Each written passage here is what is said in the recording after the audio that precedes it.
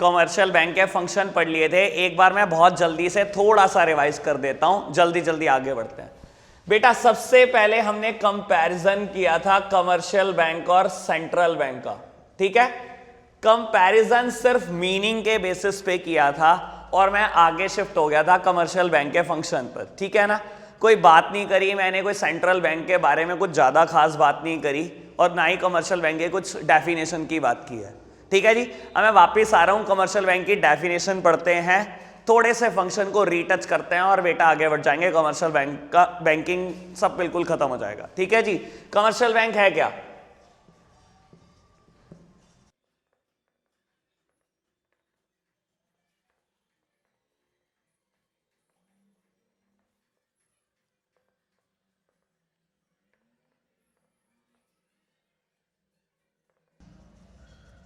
लो जी, सब सामने देखना। कमर्शियल बैंक क्या है बेटा?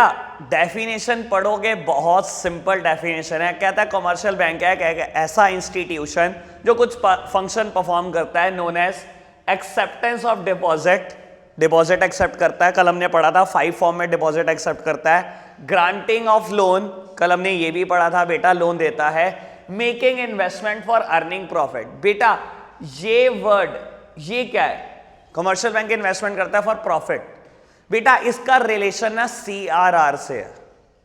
सीआरआर में आरबीआई के पास पैसा रखता है बेटा, वहां से इंटरेस्ट कमाता है, इसका पर्पस सीआरआर से है।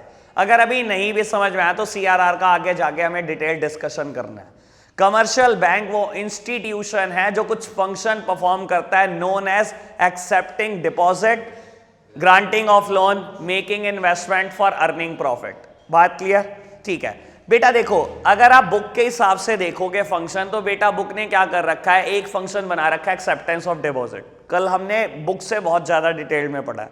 एक उसने बना रखा है ग्रांटिंग ऑफ लोन, बुक से बहुत ज्यादा डिटेल में पढ़ा है। मुझे बैंक के थर्ड फंक्शन की बात करना है जिसको इन्होंने लिखा हुआ है एजेंसी फंक्शन। एजेंसी फंक्शन मतलब कमर्शियल बैंक के वो फंक्शन जो वो एज अ एजेंट परफॉर्म करता है। एजेंसी वर्ड किससे बना है? एजेंट से बना है। कमर्शियल बैंक के वो फंक्शन जो commercial bank as a agent perform करता है, ठीक है। मैं लिखता हूं जरा, बहुत सारी बातें मैं इसमें से कर चुका हूं। First one is fund transfer, कल बात करी है मैंने इसकी, ठीक है। Collection and collecting and payment of various items,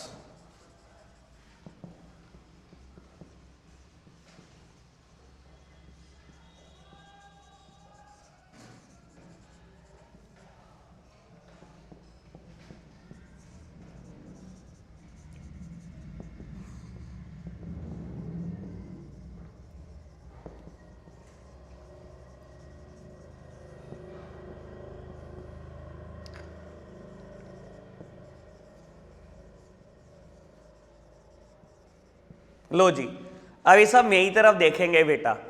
ये कुछ फंक्शन है कमर्शियल बैंक के, वो जो एज अ एजेंट परफॉर्म करता है, इसलिए इन्हें एजेंसी फंक्शन बोलते हैं। इनमें से लगभग हमारे को सारी बात पता है, ठीक है। फंड ट्रांसफर कल इसकी बात कर चुके हैं। फंड ट्रांसफर दो तरीके से होता है, आरटीजीएस और नेफ्ट, ठीक है ना। National electronic fund transfer, real time gross settlement, 2 lakh से ज्यादा 2 लाख तक रियल टाइम में हो जाता है, बैचेस में होता है। कल बहुत डिटेल पढ़ी है ये बात। आगे बढ़ते हैं, collecting and payment of various item.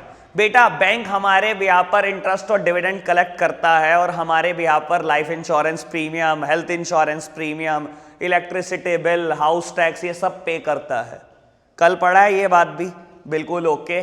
Purchase and sale of forex, बेटा देखो although reserve bank of India is the custodian of foreign exchange, पर बेटा क्योंकि वो जनरल केस में पब्लिक डीलिंग नहीं करता, अगर हमें फॉरेक्स चाहिए या हमें बेचना है, हमें कमर्शियल बैंक के पास ही जाना है, ठीक है। हमें कैसे पता लगेगा कौन सी ब्रांच फॉरेन एक्सचेंज में डील करती है या नहीं?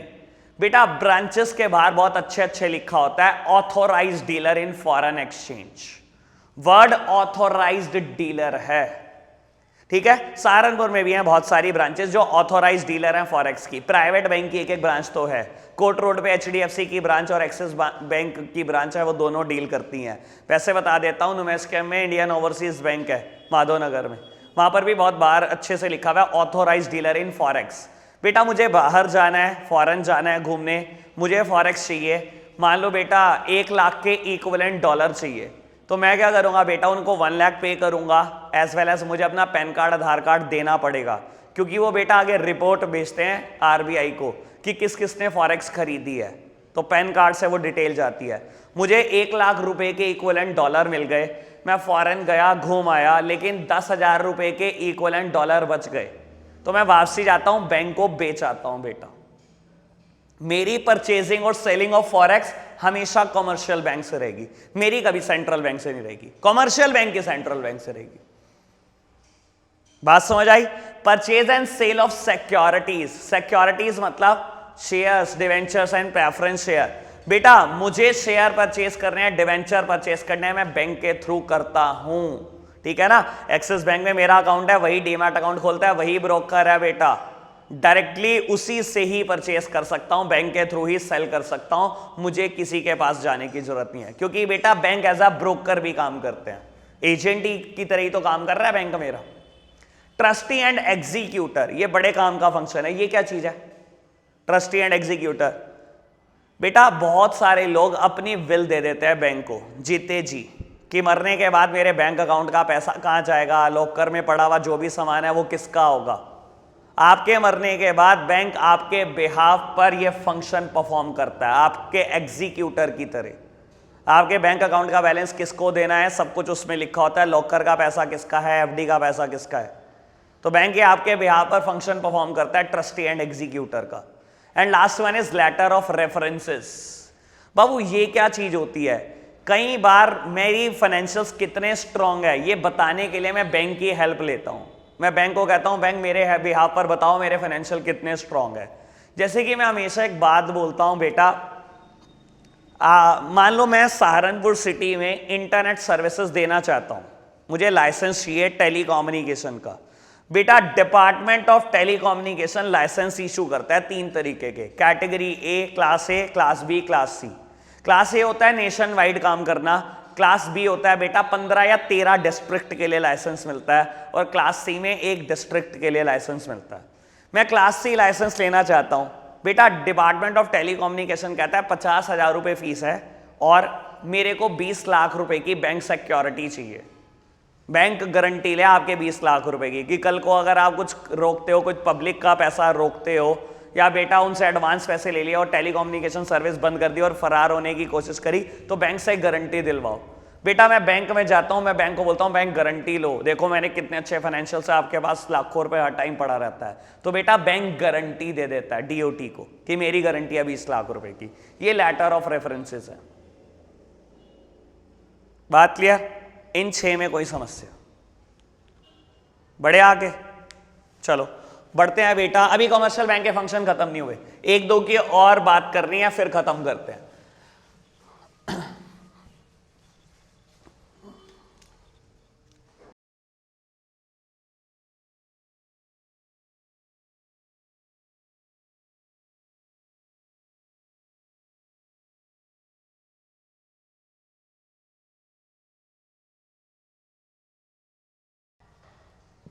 लो जी सामने देखना बेटा, ये बैंक के जनरल यूटिलिटी फंक्शन है, जनरल फंक्शन, इसमें से भी हमने बात की हुई है, कल बात करी है, ठीक है। लेटर ऑफ क्रेडिट पता है इंपोर्ट एक्सपोर्ट में इस्तेमाल होता है, पूरा चैप्टर नंबर 11, मैंने इसकी बात वैसे भी कभी ना कभी की आपके साथ, ठीक है ओके।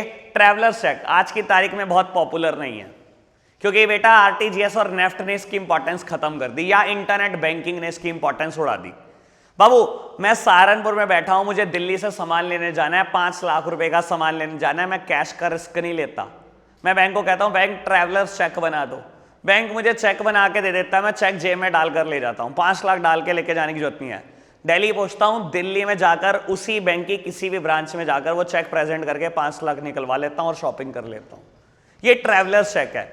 लेकिन बेटा आरटीजीएस, नेफ्ट और ई बैंकिंग ने इसकी इंपॉर्टेंस खत्म कर दी, लोग यहां से आरटीजीएस करके चले जाते हैं, बेटर ऑप्शन, चेक भी ले जाने की क्या जरूरत है, सिंपल।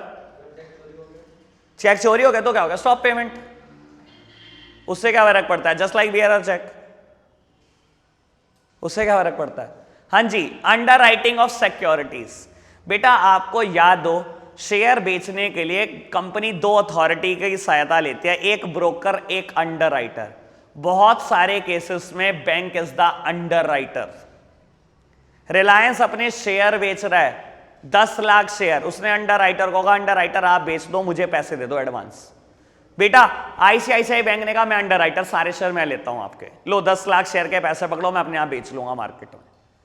तो बेटा रिलायंस, मतलब आप ये समझो बैंक खुद अंडर राइट करते हैं सिक्योरिटीज, बैंक अंडर राइटर का भी फंक्शन परफॉर्म करते हैं। And last one is collection of stats. बेटा बहुत सारी स्टैटिक्स हमें बैंक से मिलती हैं। कभी सुना था बेटा आरबीआई ने डेटा पब्लिश करा, वैसे जनरली स्टैट्स पब्लिश करने की जिम्मेदारी आरबीआई की होती है। आरबीआई ने डेटा पब्लिश करा कि डीमोनेटाइजेशन में 90% करेंसी वापस आ चुकी है। सुना था ना, 10% नहीं आई, बाकी 90% करेंसी वापस आ चुकी है। सुना था, ये आरबीआई ने डेटा पब्लिश किया। आरबीआई को कैसे पता लगा, किसने दिया? Commercial bank, obvious. सारे कमर्शियल बैंक को नहीं तो बताया हमारे पास कितने कितने कितने कितने पैसे आए, उन्होंने बेटा स्टैट्स दिया आरबीआई को, और आरबीआई ने कलेक्टिव स्टैट्स दिया दोबारा इकोनॉमी में, सोसाइटी को स्टैट दिया एक। तो बेटा कहीं ना कहीं ये भी कलेक्ट करते हैं बहुत सारी स्टैटिक्स। खत्म। कमर्शियल बैंक ओके, पक्का, कोई समस्या तो नहीं है आप किसी भी बात में? चलो ठीक है बेटा, नेक्स्ट टॉपिक स्टार्ट कर रहे हैं, क्रेडिट क्रिएशन और मनी क्रिएशन। मुझे पेपर बनाना होगा तो ये पेपर में आ चुका होता टॉपिक, ठीक है। चलो बेटा आया भी होगा आपके हाफेरली प्री बोर्ड में, मैं नहीं मानता कि नहीं आया हो एक बार भी। चलो देखते हैं, टॉपिक का नाम है मनी क्रिएशन या क्रेडिट क्रिएशन।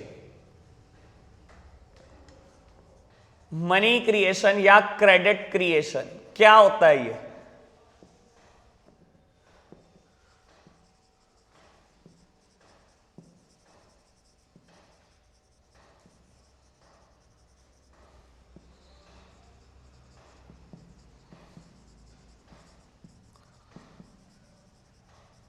बाबू मैंने एक बात लिखी है, ये प्रूव होगी, थोड़ा टाइम लगेगा, प्रूव पक्का हो जाएगी। क्या लिखा है मैंने? Bank can lend more fund what is lend to them. मतलब बैंक बहुत ज्यादा लोन दे सकते हैं, किसके कंपैरिजन में? जितना हमने बैंक को लोन दिया है। ये क्या बात है बेटा? अभी आएगा समझ, थोड़ा टाइम लगेगा इस टॉपिक को समझने के लिए, ठीक है। पहले बता देता हूं इस टॉपिक के लिए मेरी अजम्पशंस क्या है। हमने दो अजम्पशन लेनी है बेटा इस टॉपिक को समझने के लिए। पहली assumption, all banks are one unit. पूरे इंडिया में जितने भी बैंक हैं बेटा सबको एक मान लो, ठीक है, सारे बैंकों को एक मान लो।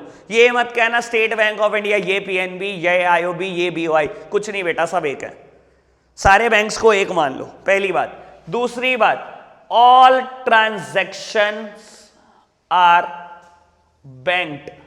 कैश में कोई ट्रांजैक्शन नहीं होती इकोनॉमी में, सारी ट्रांजैक्शन बैंक के थ्रू होती है। दूसरी बात ये मान लो, सारी ट्रांजैक्शन बैंक के थ्रू होती हैं, पहली बात। दूसरी बात बेटा, सारे बैंक एक ही बात है, ठीक है। चलो एक और बात समझानी है बेटा, LRR, लीगल रिजर्व रेशो।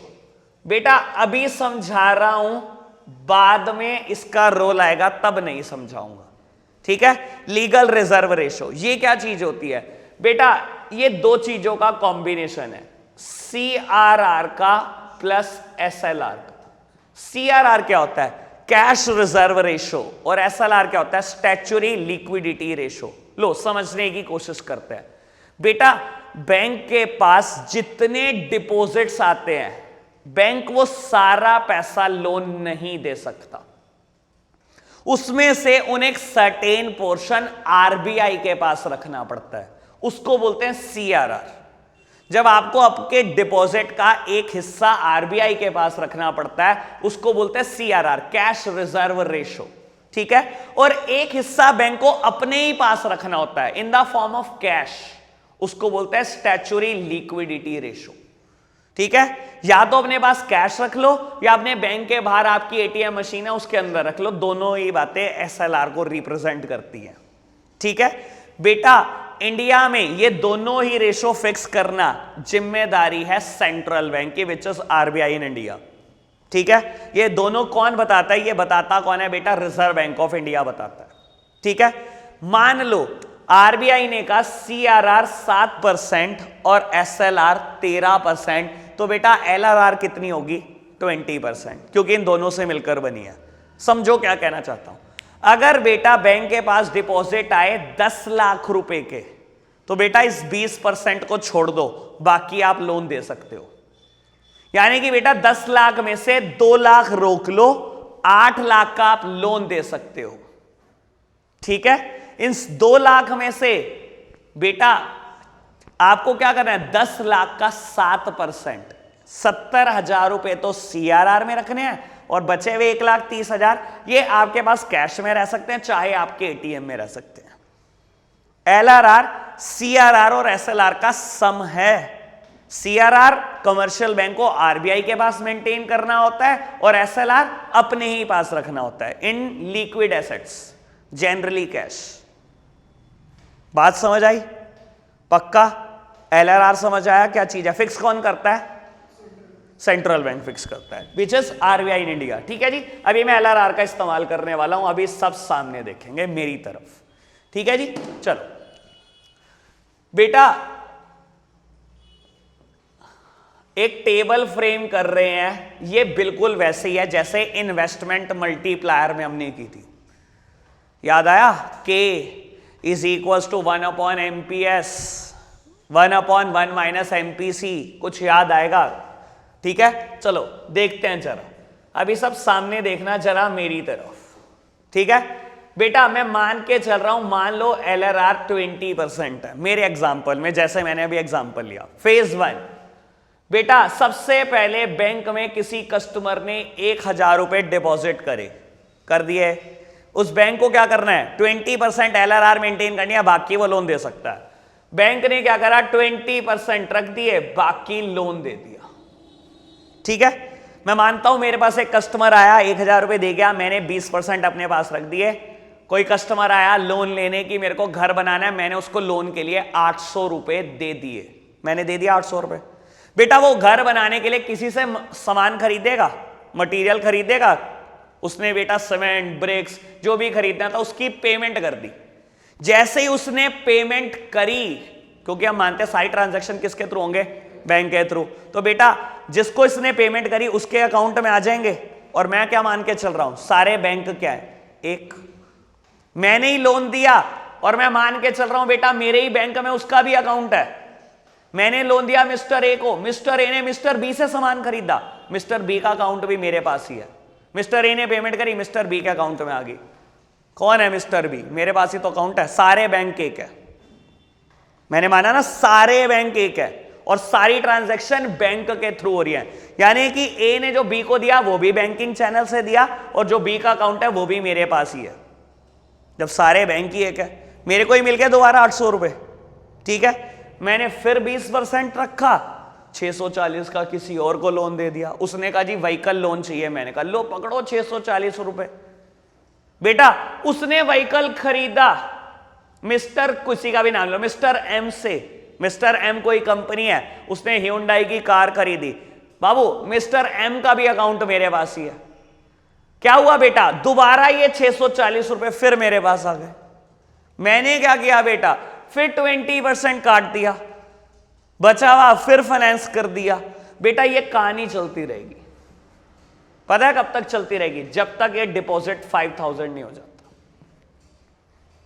ये मैंने कैसे डिसाइड करा बेटा? क्योंकि ये बात चल रही है मनी मल्टीप्लायर की, इसे ही बोलते हैं मनी मल्टीप्लायर। और इसका एक सिंपल सा फॉर्मूला है 1/LRR। मेरे एग्जांपल में LRR कितनी है? 20%। यानी कि बेटा मनी मल्टीप्लायर आएगा 5 टाइम्स। जितना मेरे पास पैसा आया उसका 5 गुना बन सकता है। समझ आई बात? यानी कि बेटा अगर ये 5,000 है तो 20% छोड़ दो, बाकी मैं लोन दे सकता हूं। बात समझ आई? अब मैं कुछ बातें प्रूव कर दूं वापसी से। मैंने एक लाइन लिखी थी, मैंने कहा था ये प्रूव होगी थोड़ी देर के बाद। देखो क्या लिखा है कहता है bank can lend more fund what is lend to them. Bank can lend more fund what is lend to them. What is lend to them पहले यही समझा देता हूं बेटा। जिस इंसान ने बैंक को 1,000 रुपए दिए उसने तो बैंक को लोन ही दिया ना एक तरीके से, उसके लिए डिपॉजिट, बैंक के लिए तो वो चीज लोन ही है ना बेटा। कहता है bank can lend more fund what is lend to them.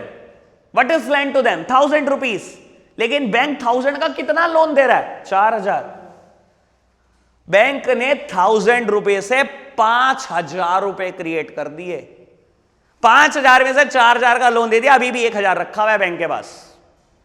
Bank can lend more fund what is lend to them. मेरे एग्जांपल में बेटा what is lend to them only 1,000।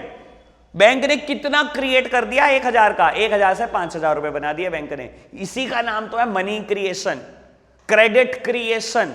Money create कर रहा है बैंक। बात ओके, समझ आई? बड़े आगे लास्ट टॉपिक बचा है बेटा सेंट्रल बैंक, बड़े काम की बात।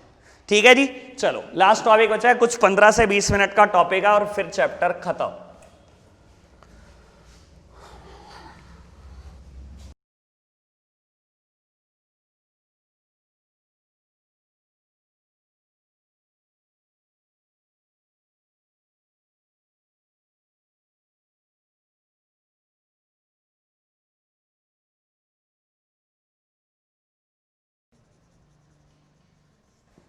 लो जी, अभी जरा सब सामने देख रहे हैं। पहले एक बात बताओ, सेंट्रल बैंक हर देश में होता है? हर देश में है, नाम अलग अलग है हर देश में, पक्का बोल रहा हूं आपको ये बात, ठीक है ना। ये किसी इंडिया के एंगल से मैंने सेंट्रल बैंक की डेफिनेशन नहीं लिखी है, पूरे वर्ल्ड वाइड सेंट्रल बैंक की यही डेफिनेशन है। सेंट्रल बैंक होता क्या है बेटा, पहले ये समझो। Central bank is an apex body. Apex मतलब इसके जैसी दूसरी नहीं है, इसके जैसी दूसरी नहीं है बेटा, ये अकेली है, ऐसी अपने टाइप की अकेली है। एपेक्स बॉडी है जिसका काम क्या है बेटा, 4 फंक्शन लिखा है। कंट्रोल करना, ऑपरेट करना, डायरेक्ट करना और रेगुलेट करना सारे मॉनेटरी स्ट्रक्चर को, सारी बैंकिंग को किसी भी कंट्री में। इंडिया में इसका नाम आरबीआई है, इंग्लैंड में बैंक ऑफ इंग्लैंड, अमेरिका में federal system, federal banking system बोलते हैं बेटा। हर कंट्री में सेंट्रल बैंक की डेफिनेशन यही है, ये एपेक्स बॉडी है, इसके जैसी दूसरी नहीं है। 4 फंक्शन दिए गए हैं इसको, CODR, जैसे भी आपको याद रखना चाहो। कंट्रोल करता है, ऑपरेट करता है, डायरेक्ट करता है, रेगुलेट करता है सारे बैंकिंग सिस्टम को, सारे मॉनेटरी स्ट्रक्चर को, किसी भी इकॉनमी के, किसी भी कंट्री के। ठीक है, सिंपल बात। फंक्शन पढ़ने हैं बेटा इसके। अब फंक्शन बहुत डेंजरस है इसके, बहुत आराम से पढ़ते जाएंगे, आराम से क्लियर करते जाएंगे, कोई लंबा चौड़ा मैटर नहीं। चलो जी, सबसे पहले बेटा करेंसी इशुइंग अथॉरिटी, बहुत बहुत काम की बात बेटा। एक बात बताओ, सोल राइट है आरबीआई को करेंसी इशू करने का? सारी करेंसी ये इशू करता है एक्सेप्ट, भूल मत जाना, 1 रुपी नोट प्लस कॉइन्स, सारे कॉइन्स ये इशू नहीं करता। ये सारे नोट ये छापता है बेटा, बस क्या नहीं छापता, ना तो 1 रुपए का नोट छापता, ना कोई भी कॉइन छापना इसकी जिम्मेदारी है। ये किसकी जिम्मेदारी है? ये बेटा मिनिस्ट्री ऑफ फाइनेंस की जिम्मेदारी है, ये मत भूल जाना। पहली बात, ये मिनिस्ट्री ऑफ फाइनेंस की जिम्मेदारी है। दूसरी बात बेटा, जब आरबीआई करेंसी छापता है तो बेटा कोई ना कोई एसेट गिरवी रखता है, ये पता है। जितनी आपके इकॉनमी में पैसे हैं उतना बेटा आरबीआई ने कुछ और रिजर्व भी रखा है अपने पास, ये पता है। कितने पैसे इकॉनमी में? 17 लाख करोड़। 17 लाख इकॉनमी में टोटल पैसे कितने हैं? 17 लाख करोड़ रुपए की करेंसी है पूरी इंडियन इकॉनमी में। आपको पता है 17 लाख करोड़ के इक्विवेलेंट इन्होंने अपने पास गोल्ड रिजर्व रखे हुए हैं, generally in the form of gold bullions. Boolean समझते हो? Purest form of gold, purest form of gold. Purest क्या होता है? 24 कैरेट, 22 कैरेट। वैसे आपको पता है प्योरेस्ट फॉर्म ऑफ गोल्ड कितना प्योर होता है? उंगली लगा दोगे शेप बिगड़ जाएगी, इतना प्योर होता है। अगर प्योरेस्ट फॉर्म की बात करो, थोड़ा बहुत मिक्स करना पड़ता है तांबा, अदरवाइज ऑर्नामेंट्स नहीं बनाए जा सकते।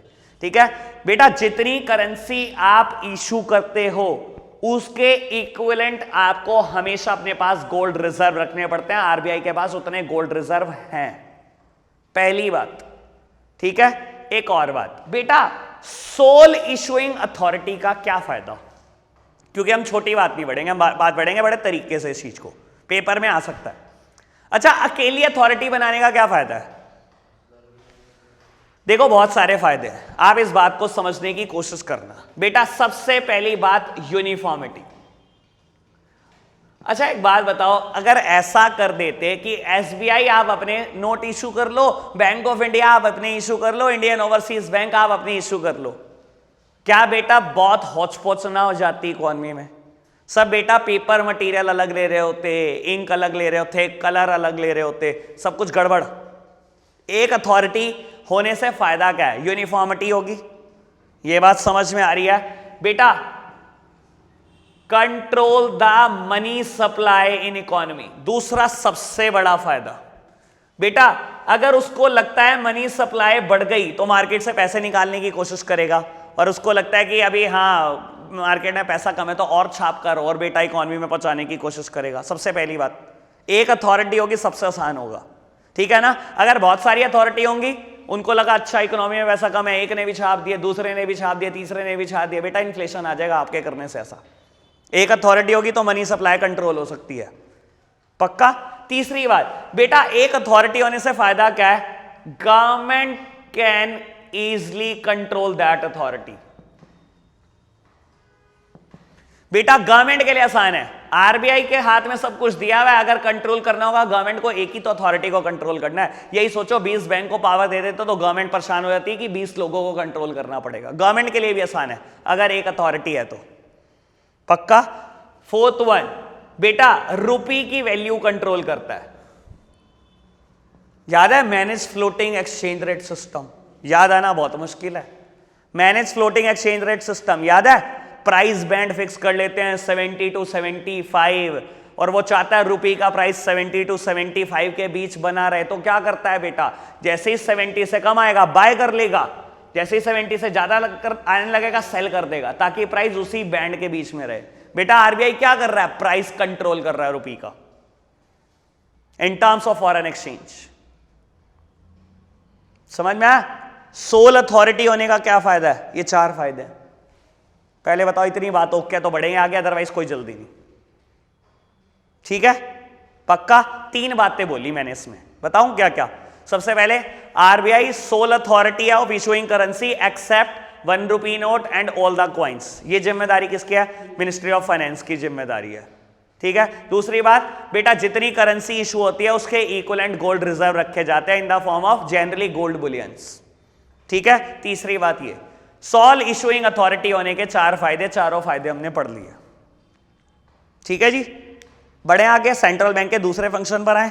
चलो ठीक है, दूसरे फंक्शन पर आओ। चलो जी, अगला फंक्शन पढ़ते हैं बेटा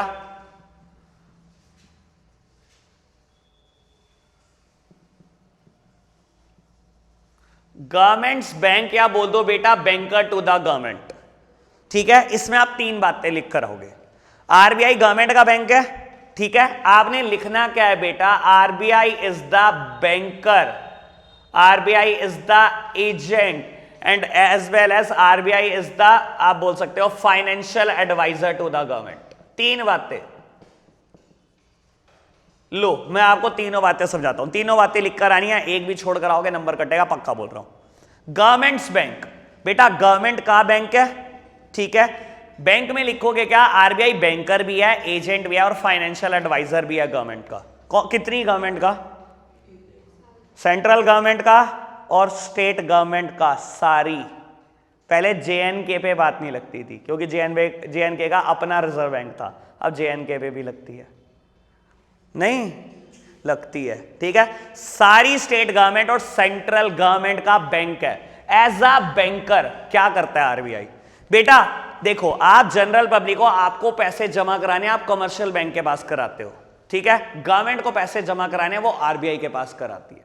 आपको लोन चाहिए, आप कमर्शियल बैंक से मांगते हो। गवर्नमेंट को लोन चाहिए, वो सेंट्रल बैंक आरबीआई से मांगती है। एज अ बैंकर ये क्या करता है, उनके डिपॉजिट एक्सेप्ट करता है, उनको लोन देता है, उनको फॉरेन एक्सचेंज किया उनको फॉरेन एक्सचेंज देता है एज अ बैंकर, ये करता है। कर लिया, बैंकर वाला रोल समझ में आ गया, सिंपल था। एजेंट, एज अ एजेंट क्या करता है बेटा, as a agent public debt manage करता है, पब्लिक डेट को मैनेज करता है। ये क्या बुलाए, टी बिल्स, इकोनॉमी से पैसे निकालने का काम करता है बेटा, या इकोनॉमी में पैसे इंट्रोड्यूस करने का काम करता है। गवर्नमेंट को लोन चाहिए, वही पब्लिक डेट होता है, गवर्नमेंट के लिए लोन रेस करके देता है। समझ आई बात? अभी आएगी इसकी बात टी बिल्स की, दोबारा बोल रहा हूं, जब ओपन मार्केट ऑपरेशन पढ़ेंगे दोबारा आएगी ये बात, ठीक है। एज अ फाइनेंशियल एडवाइजर क्या करता है बेटा, central bank RBI time to time government को सजेस्ट करता रहता है कि इंडिया की इकोनॉमी हालत कैसी है, मॉनेटरी हालत कैसी है, फाइनेंशियल हालत कैसी है, ये इसी की जिम्मेदारी है, ये फाइनेंशियल एडवाइजर है गवर्नमेंट का। तीनों बातें लिख कर आनी है, एक भी छोड़ दी नंबर नहीं मिलेगा, पक्का बोल रहा हूं। बात समझ आई? पक्का? चलो बढ़ते हैं आगे। थर्ड वन बेटा, ये भी बहुत इजी है, बैंकर्स बैंक एंड सुपरवाइजर। और बेटा इसमें 3 फंक्शन परफॉर्म करता है ये अलग अलग। लो,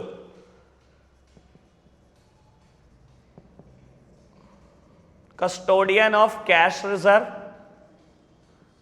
clearing house, lender of last resort.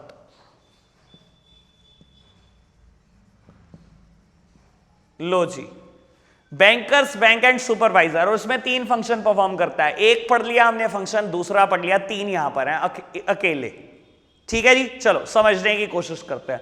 Custodian of cash reserve, अभी हमने सीआरआर पढ़ी, सीआरआर की बात करें बेटा, 10 लाख रुपए आपके पास डिपॉजिट आया, आप कौन हो, आप कमर्शियल बैंक हो।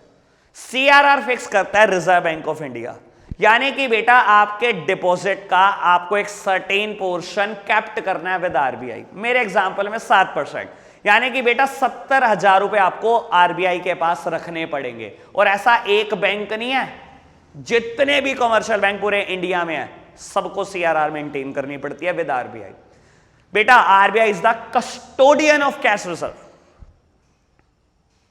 बात क्लियर? सिर्फ इतनी सी बात थी, ठीक है। इससे मिलता जुलता function lender of last resort, बड़े काम की बात।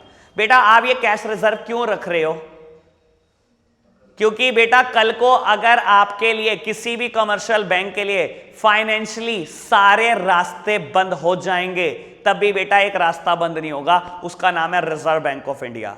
It is the lender of last resort, आखिरी चारा है, कमर्शियल बैंक का आखिरी चारा है, आखिरी सहायता है रिजर्व बैंक ऑफ इंडिया। क्या कहने का मतलब बेटा, आज आपके पास सेविंग बैंक अकाउंट में 10 लाख रुपए आए, ठीक है, आपने 70,000 रुपए आरबीआई को दे दिए, 1,30,000 रुपए अपने पास रख दिया और 8 लाख का लोन दे दिया एक ही दिन में। एक ही दिन में पैसा है और एक ही दिन में ये काम कर दिया आपने, ठीक है। सेविंग बैंक अकाउंट में जितना डिपॉजिट है हम उसको बोलते हैं डिमांड डिपॉजिट। आप अपनी डिमांड पे कभी भी निकाल सकते हो। आप अगले ही दिन आ गए, बैंक मैंने तेरे को पिछले दिन 10 लाख रुपए दिए थे, ला वापस दे दे। बेटा आप दोगे कैसे? 8 लाख का तो दे दिया आपने लोन, 70,000 रुपए आरबीआई को दे दिया, आपके पास पड़े कितने? 1,30,000। पर्सन पैसे मांग रहा है 10 लाख रुपए, कैसे दें? बेटा आरबीआई आपकी हेल्प करेगा। It is the lender of last resort. आप 10 लाख कैसे दोगे बेटा? 1,30 आपके पास है, 8,30,000 आरबीआई अरेंज करके देगा आपको। एनी हाउ आप उसके पैसे वापस करोगे। RBI is the lender of last resort. जब सब रास्ते बंद हो जाते हैं, जब कोई भी फाइनेंशियली हेल्प नहीं करता कमर्शियल बैंक की, तो बेटा आरबीआई पक्का हेल्प करेगा, ठीक है। बात okay. Second one, clearing house. अब ये क्या बोला है बेटा, इंटर बैंक ट्रांजैक्शन के लिए चेक क्लियरिंग की बड़ी जरूरत पड़ती है। मैं कल भी बात कर चुका हूं इसकी। मैं पीएनबी बैंक का मेरे पास चेक है, आपके पास एचडीएफसी का चेक है, मैंने आपको पीएनबी का चेक काट कर दे दिया, आपने एचडीएफसी का चेक किसी एक्सिस वाले को काट कर दे दिया। इकोनॉमी में बहुत सारे बैंक है, 20 बैंक है, ठीक है। यही सब कुछ चलता रहता है। आप खुद सोचो बेटा, मान लो मैंने किसी को पीएनबी का चेक काट के दिया और मान लो उसका बैंक एचडीएफसी बैंक है, वो एचडीएफसी बैंक में जाकर पे इन स्लिप भरता है, ठीक है, और चेक ड्रॉप बॉक्स में चेक डालकर आ जाता है, क्योंकि चेक क्लियरिंग के लिए जाएगा। ये क्लियरिंग किसके थ्रू होती है, कभी जानने की कोशिश करी? वो आरबीआई है बेटा। सारी की सारी क्लियरिंग चेक की जो इंटर बैंक ट्रांजैक्शन है वो बेटा रिजर्व बैंक ऑफ इंडिया के थ्रू होती है। रिजर्व बैंक ऑफ इंडिया ही सारे डेबिट क्रेडिट में डील करता है। RBI is the clearing house. समझ आई बात? अगर सेम बैंक है फिर तो कोई दिक्कत ही नहीं, लेकिन बेटा अगर बैंक चेंज है बिना आरबीआई के हेल्प के कुछ नहीं हो सकता। वैसे आज की तारीख में बताऊं क्लियरिंग कैसे होती है। आप स्कैन करते हो चेक को, अब चेक ड्रॉप बॉक्स में भी डलता चेक स्कैन होता है। मान लो मैंने चेक दिया, आपका एचडीएफसी बैंक है, मैंने पीएनबी का चेक दिया, आप एचडीएफसी बैंक में पे इन स्लिप भर देते हो, आपको वहां से प्रूफ मिल जाता है कि आपने चेक दिया। वो क्या करते हैं, चेक को उतारते हैं, स्कैन करते हैं, और बेटा आरबीआई का एक सॉफ्टवेयर है वहां पर अपलोड करते हैं, जहां से वो आगे पीएनबी को इन्फॉर्म करेंगे और पूछेंगे वहां पे बैलेंस है कि नहीं। अगर वहां पे बैलेंस है वहां से पैसा चलेगा, आपके अकाउंट में आ जाएगा। लेकिन बेटा ये प्रोसेस भी आरबीआई के थ्रू ही होती है। समझ आया? तो आरबीआई क्या है बेटा? Clearing house. इसके बिना नहीं काम चल सकता, ठीक है बेटा। Fourth function, custodian of foreign exchange. Custodian of forex लिख रहा हूं बेटा प्यार से, foreign exchange. RBI is the custodian of forex. Custodian मतलब स्टॉक सारा इसके पास ही है फॉरेन एक्सचेंज का। बाबू देखो एक बात समझ लो, आपका डीलिंग जरूर कमर्शियल बैंक से है, लेकिन कमर्शियल बैंक की डीलिंग हमेशा हमेशा रिजर्व बैंक ऑफ इंडिया के पास है, ठीक है ना। सारी फॉरेक्स इसके बाद रहती है। इसको डिटेल्ड नहीं पढ़ना, ये आपके कोर्स का भी पार्ट नहीं है, सिर्फ नाम याद रखना है आपको, ठीक है। बड़े आगे एक टॉपिक रह गया, वो मेरे को अलग ही शीट चाहिए और वो बढ़िया हो गया, बाय चांस की अलग ही बनेगी पूरी, ठीक है। Controller of money supply and credit. Although इसकी बात हम एक्सेस डिमांड डेफिशिएंट डिमांड में कर चुके हैं बहुत आराम से, ठीक है। तो बेटा बस 5 मिनट का मेरा मैटर रहता है, पूरा चैप्टर खत्म, पूरी मैक्रो इकोनॉमिक्स खत्म। रिजर्व बैंक ऑफ इंडिया का लास्ट फंक्शन पढ़ने जा रहे हैं, बहुत जल्दी से खत्म करते हैं। Controller of money supply and credit.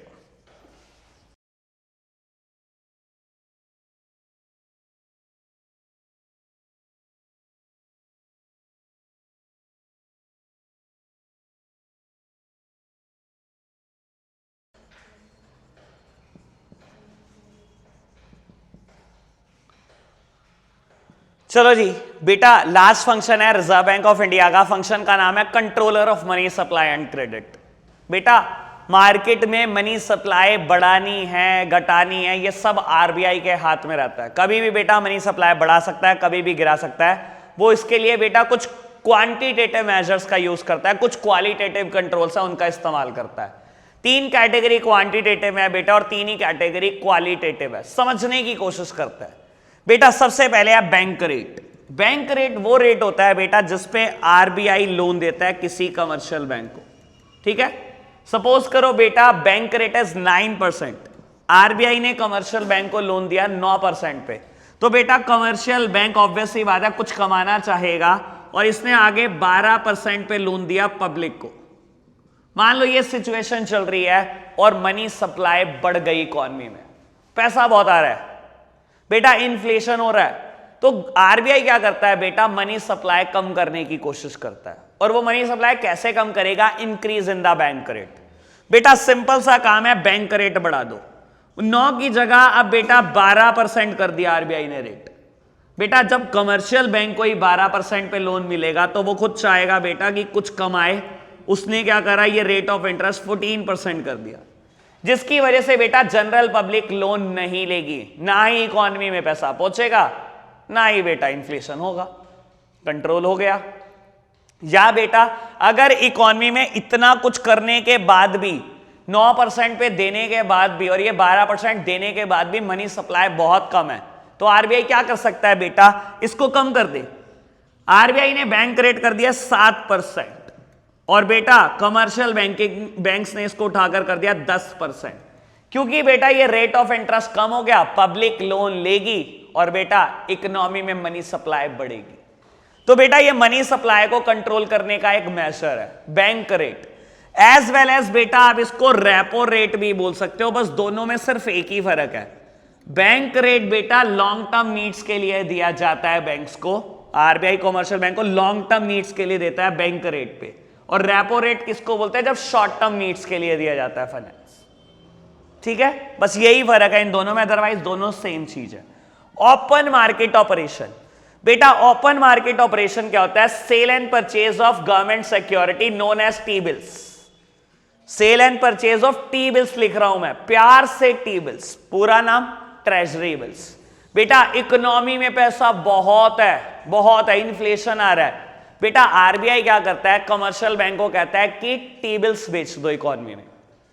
बेटा वो टी बिल बेचेगा, जनरल पब्लिक टी बिल खरीदेगी, जब खरीदेगी तो पैसा देगी, ये पैसा अल्टीमेटली आरबीआई के पास आ जाएगा। बेटा आरबीआई वैसे बता देता हूं, इसको गवर्नमेंट को देता है लोन की तरह, यही पब्लिक डेट होता है, यही होता है पब्लिक डेट। मैंने कहा था इसका जिक्र आएगा ओपन मार्केट ऑपरेशन में, खैर छोड़ो। बेटा आरबीआई ने सिक्योरिटी बेची, आरबीआई के पास पैसा आ गया, आरबीआई इकोनॉमी से मनी सप्लाई करने में कामयाब रहा। यही सोचकर देखो बेटा, अगर इकोनॉमी में पैसा कम है तो आरबीआई क्या करेगा, जिनके पास सिक्योरिटी है उनसे परचेस करेगा, कहेगा लाओ मैं खरीदता हूं सिक्योरिटी, उनसे सिक्योरिटी खरीदेगा, पैसा वापस इकोनॉमी में पहुंचा देगा। तो बेटा money supply control open market operation के थ्रू भी की जा सकती है। And last one is legal reserve ratio, याद है अब, combination of CRR plus SLR, इन दोनों का समेशन है, ठीक है ना बेटा। बेटा अगर इकोनॉमी में एलआरआर 20% है और बेटा तब भी मार्केट में इन्फ्लेशन आ रहा है, यानी कि इकोनॉमी से पैसा निकालना चाहिए, आरबीआई क्या करता है, एलआरआर को बढ़ा दे। बढ़ाने से क्या होगा, मान लो 30% कर दिया, बेटा अगर अब 10 लाख के डिपॉजिट आए तो 30% कमर्शियल बैंक के पास रहेगा, या तो आरबीआई के पास या कमर्शियल बैंक के खुद के पास, यानी कि लोन ज्यादा से ज्यादा 70% का जा सकता है। बेटा इकोनॉमी में कम पैसा पहुंचेगा, मनी सप्लाई कंट्रोल होगी। लेकिन मान लो अगर ये रेशो 20% है और तब भी इकोनॉमी में पैसे की कमी हो रही है, तो एलआरआर को थोड़ा कम कर दो, 10% कर दो। 10% करने से क्या होगा बेटा, अगर अब 10 लाख के डिपॉजिट आएंगे तो 90% लोन पहुंचाया जा सकता है इकोनॉमी में, मनी सप्लाई बढ़ाने की कोशिश की जा सकती है। तो एलआरआर भी एक मेजर हो सकता है मनी सप्लाई बढ़ाने का। अब आ जाओ बेटा क्वालिटेटिव कंट्रोल्स पर। First one is margin requirement. बेटा आप बैंक में जितने रुपए की एसेट गिरवी रखते हो उसका सारा फाइनेंस आपको नहीं मिलता, सीधी सी बात। या मान लो बेटा अगर आप 10 लाख रुपए की एसेट गिरवी रख रहे हो, तो बेटा मान लो अगर बैंक का मार्जिन 25% है तो आपको मिलने वाला लोन सिर्फ 7.5 लाख रुपए। बैंक ये मार्जिन क्यों रखता है, कल को प्रॉपर्टी के रेट अप डाउन हो जाए तो आपने आज बैंक को कहा बैंक 10 लाख रुपए की एसेट है, ला 10 लाख का लोन दे। अगर बैंक पूरा देने लग गया बेटा और कल इस प्रॉपर्टी के दाम 6 लाख 7 लाख कुछ रह जाए तो बैंक बहुत परेशान हो जाएगा बाद में। इसलिए बैंक ये रिस्क नहीं लेता, बैंक 25% मार्जिन काटकर आपको बचा हुआ लोन देता है, ठीक है। अगर मान लो बेटा मनी सप्लाई बढ़ रही हो तो क्या करे बैंक, इकोनॉमी में बहुत पैसे हैं बेटा मार्जिन बढ़ा दो, मार्जिन उठाकर कर दो 40%। अब कोई 10 लाख की एसेट देगा बेटा, उसको लोन मिलेगा सिर्फ 6 लाख, ना तो ज्यादा दुनिया लोन लेगी ना ही मनी सप्लाई बढ़ेगी। और मान लो अगर रेट था 25% मार्जिन का और इकोनॉमी में पैसा फिर भी कम है तो क्या करे बेटा, मार्जिन रिक्वायरमेंट को कम करने की कोशिश करो, मार्जिन रिक्वायरमेंट को कर दो 15%। इससे क्या होगा, कोई 10 लाख का एसेट गिरवी रखेगा तो बेटा उसको 8.5 लाख रुपए का लोन पहुंचाया जा सकता है, यानी कि बेटा इकोनॉमी में पैसा बढ़ाने की कोशिश की जा सकती है मार्जिन रिक्वायरमेंट से। And last one is moral suasion and selective credit control. बेटा देखो मोरल सुएशन होता है अपॉन रिक्वेस्ट ऑफ आरबीआई, और बेटा सेलेक्टिव क्रेडिट कंट्रोल मतलब डायरेक्शन गिवन बाय आरबीआई। इन दोनों में बस ये इस बात का ही अंतर है कि ये रिक्वेस्ट है और ये ऑर्डर है, अदरवाइज बेटा कोई डिफरेंस नहीं है। आरबीआई रिक्वेस्ट करके आपको ये कह सकता है किसी इकोनॉमी के किसी सेक्टर को लोन मत दो, या आपको कह सकता है इस पर्टिकुलर सेक्टर को लोन जरूर दो। मनी सप्लाई बढ़ानी है तो आरबीआई ने आपको रिक्वेस्ट करी कि एग्रीकल्चर इसको लोन दो, मनी सप्लाई बढ़ाओ, प्राइमरी सेक्टर भी प्रमोट होगा। और बेटा मनी सप्लाई हटानी है तो उसने मना कर दिया कि पॉलिटिशियन को लोन मत देना, ठीक है। इंफ्रास्ट्रक्चर कंपनीज को लोन मत दो, बहुत धीरे धीरे पैसे देती है, मत दो। तो बेटा अपॉन रिक्वेस्ट क्या कर सकता है, इकोनॉमी में पैसा बढ़ा भी सकता है और गिरा भी सकता है। किसी पर्टिकुलर सेक्टर को लोन देने के लिए बोल सकता है, किसी पर्टिकुलर सेक्टर को लोन देने से बिल्कुल मना कर सकता है। और यही चीज अपॉन ऑर्डर है, ये अपॉन रिक्वेस्ट है और ऑर्डर है, और कोई अंतर नहीं है। आरबीआई के सारे फंक्शन खत्म हो गए as well as macro economics, ठीक है। Bye bye.